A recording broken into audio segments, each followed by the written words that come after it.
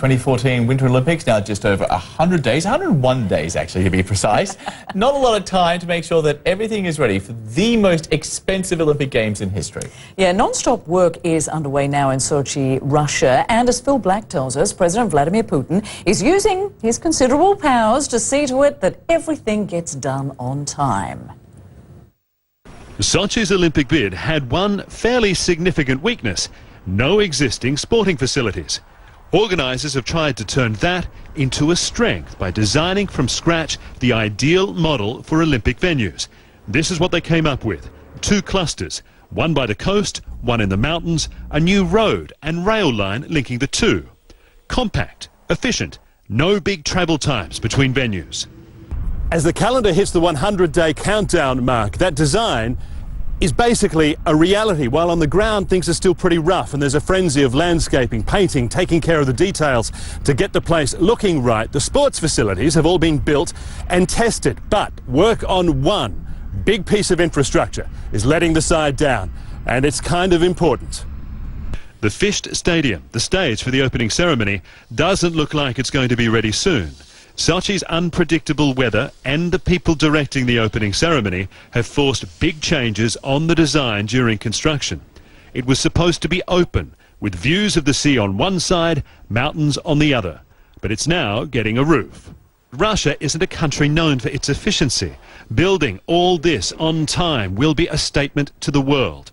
It's why President Vladimir Putin is taking such a personal interest. Dmitry Grigoriev manages the speed skating arena. He says Putin's direct oversight has made a big difference. I'm not going to say why or how, but it has, believe me. But you're seeing things happen, basically? Yes. Quickly, efficiently? Yes. Perhaps in a way that they wouldn't have happened otherwise? Yes. Yes, very much so. Getting the venues ready isn't Sochi's only challenge. The whole city was run down, neglected, with little investment since the Soviet era. It's getting a major overhaul, which doesn't look like it could possibly be ready soon.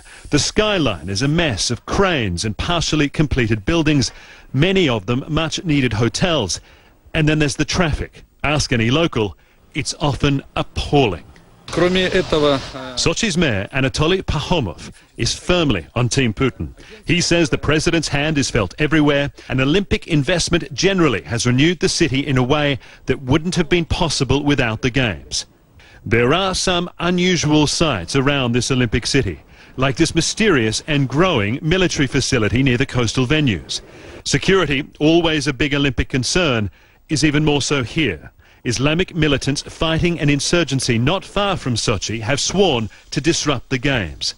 And on the naked, pre-winter slopes, you see these huge silver mounds.